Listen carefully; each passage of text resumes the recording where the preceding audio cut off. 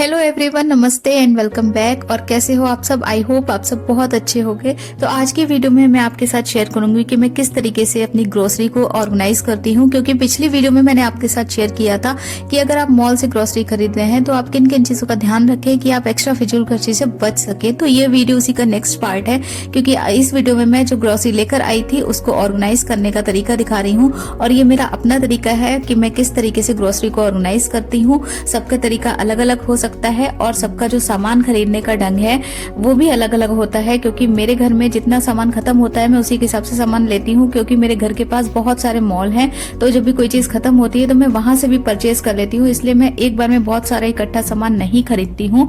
और वैसे भी हमारे पास जितना स्पेस होता है, जितनी स्टोरेज होती है, हम उसी के हिसाब से सामान खरीदते हैं। तो मैं अपना तरीका शेयर कर रही हूँ, क्योंकि मैं अपने चैनल पर होम मेकिंग से रिलेटेड वीडियो शेयर करती रहती हूँ। और मेरी वीडियो से अगर आपको कोई भी आइडिया मिल सके तो इससे अच्छा मेरे लिए और क्या होगा। तो चलिए शुरू करते हैं आज का वीडियो।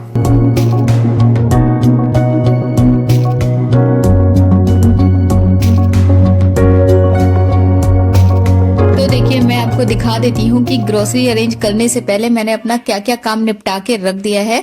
तो ये मैंने सब्जी बना के रख दी है और आटा भी मार के रख दिया है, और जो जो चीजें मुझे आज बनानी थी डिनर में वो सब मैंने तैयारी करके रख दी है। और लगभग 5:30 बजे मैं किचन में आई थी खाना बनाने के लिए। और वीडियो के एंड में मैं आपको टाइम दिखाऊंगी कि तब से मैं लगातार किचन में लगी थी। खाना बनाने के बाद मैंने अपना ग्रोसरी रखने का काम स्टार्ट कर दिया था, तो काफी टाइम मुझे लगने वाला था, इसीलिए मैंने सबसे पहले अपना खाने का काम निपटा दिया। और मैंने जितने भी बर्तन निकले थे उनको भी धो करके सिंक खाली कर दिया, क्योंकि अब मैं टेंशन फ्री होकर अपना काम कर सकती हूँ, बीच में मुझे खाने के लिए उठना नहीं पड़ेगा। तो अभी मैंने ना ये सारे डिब्बे निकाल के रख दिए हैं जिसमें मुझे सामान करना है। और जब भी मेरा कोई भी डिब्बा खाली होता है मैं उसको तुरंत के तुरंत धो के रख देती हूँ, तो इससे ना मेरे बहुत सारे जो डिब्बे इकट्ठे हो जाते हैं उनको नहीं एक साथ नहीं धुलना पड़ता है। तो ये डिब्बे मेरे धुले रखे रहते हैं, जब भी ग्रोसरी आती है बस इसको डिब्बों में पलट देती हूँ। तो अभी मैंने ना अपना सारा सामान एक एक करके निकाल के बाहर रख दिया है। और वीडियो ज्यादा लंबी ना हो और आप इसको देख के बोर ना हो, इसीलिए मैं थोड़ा शॉर्ट में दिखाऊंगी, और लेकिन सारी ही वो चीजें कवर करूंगी जो आपके काम की हो सकती हैं। तो वीडियो पूरा देखिएगा। चलिए, तो जो ये मैं आपको सामान दिखा रही हूँ इसमें मैंने आटा इंक्लूड नहीं किया है और चावलों को भी इंक्लूड नहीं किया है। उसका रीजन ये है कि हम लोग ना पैकेट वाला आटा नहीं खरीदते हैं, हम लोग गेहूं खरीदते हैं, साल भर का स्टॉक खरीद लेते हैं और उसको फिर बाद में धुल के साफ करके और उसको हम चक्की से पिसवाते हैं और वही आटा यूज करते हैं। और चावल भी हम लोग स्टॉक मतलब इकट्ठा ही ले लेते हैं। तो जब भी मॉल जाते हैं तो हम लोग आटा चावल ये सब नहीं लेते हैं। तो मैं आपको इसलिए बता रही हूँ क्योंकि आजकल ज्यादातर लोग पैकेट वाला आटा खाते हैं, क्योंकि अब मतलब फ्लैट कल्चर आ गया है, तो लोगों को मतलब प्रॉब्लम होती है कि हम कहाँ पर गेहूं सुखाएंगे। तो मेरे घर में तो सुविधा है, इसीलिए मैं ये सब काम कर लेती हूँ। और अगर नहीं होती तो फिर मेरी भी मजबूरी होती, पैकेट वाला आटा मुझे भी खाना पड़ता।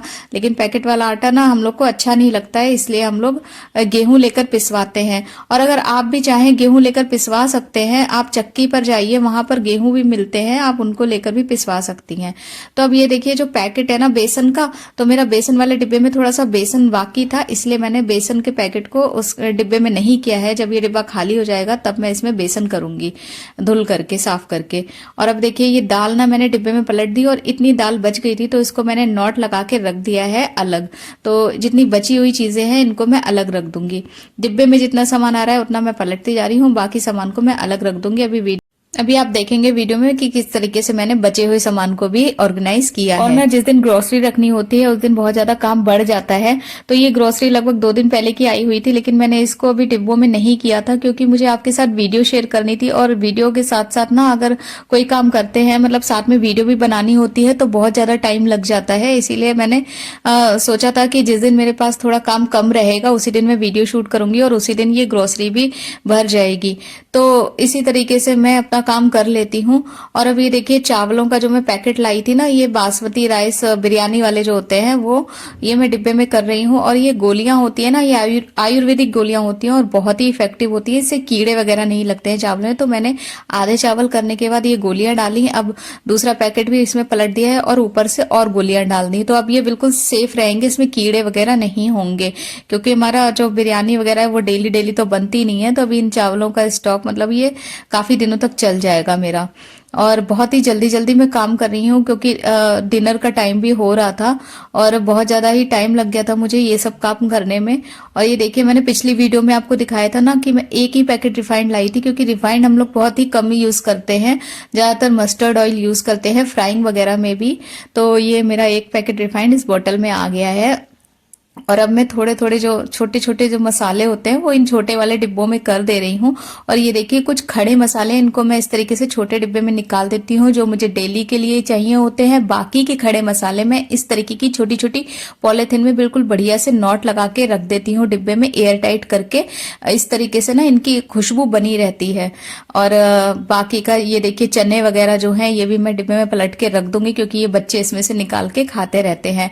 तो मतलब ग्रोसरी जिस दिन रखते हैं ना, उस दिन बहुत ज्यादा मतलब दिमाग एकदम हिल जाता है कि क्या सामान किस में रखे। और ये देखिए, जल्दी जल्दी के चक्कर में ना मेरे मूंगफली के दाने फैल भी गए। खैर चलिए, इसको तो मैं बाद में रखूंगी साफ करके। और अब देखिए, ये इतने डिब्बों में ही अभी सामान हो पाया है, तो मैं आपको दिखा रही हूँ। और इसके आगे ना फिर मैंने सोचा अब ये शेल्फ पे जगह भी बनानी थी, तो मैं ये डिब्बे ऊपर लगा दूंगी अब। तो इससे पहले ना मैं ये शेल्फ को क्लीन कर रही हूँ, क्योंकि साथ साथ में क्लीनिंग भी होती जाती है और हमें पता भी लगता रहता है कि क्या सामान बचा है, क्या सामान खत्म हो रहा है। तो इस तरीके से जिस दिन ग्रोसरी रखी जाती है ना, उस दिन थोड़ी डीप क्लीनिंग भी हो जाती है किचन की। तो अब ये सारे डिब्बे जो मैंने भरकर रखे थे, ये अपनी जगह पर मैंने लगा दिए हैं और इस तरीके से सेट हो गए हैं। अब देखिए, नेक्स्ट मैंने ये जो चने और लैया वगैरह था, इसको भी करके रख दिया है। बच्चे इसमें से लेकर खाते रहेंगे। अब ये देखिए, जो बड़े वाले बॉक्सेस हैं, मैं इसमें आपको दिखा रही हूँ। ये जो मेरा राजमा, चने, छोले वगैरह जो रहते हैं ना, ये मैं डिब्बों में नहीं करती हूँ और इनकी पॉलिथीन में ऐसी नॉट बांधकर इन बड़े डिब्बों में रख देती हूँ। और ये पैक वाले सामान है, ये भी अभी ना मैं डिब्बों में नहीं कर रही हूँ, क्योंकि अभी डिब्बों में ऑलरेडी सामान है। जब वो खाली होंगे, जब वो धुलेंगे, तब मैं ये पैकेट वाला सामान उसमें करूंगी। ठीक है, तब तक के लिए मैं इसको ऐसे ही स्टोर करके रख दे रही हूँ।